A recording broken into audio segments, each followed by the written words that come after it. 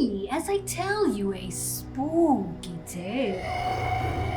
Down the halls of the shop at CSU Spur, our mad scientist Wiz Kid prepares for a night of spooky creations in the makerspace. The 3D printer whirs like a ghostly whisper, building the logo piece by piece as if it's rising from the shadows.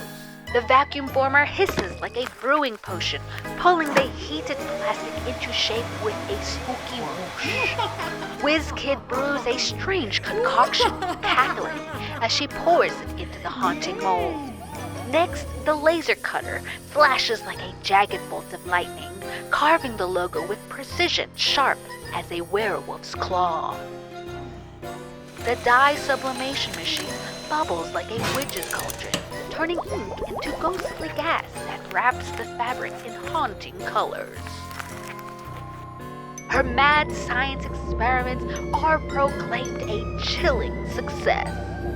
Wiz Kid's Halloween at the CSU Spur Makerspace is truly hair-raising. Have a safe and happy Halloween from your friend Wiz Kid.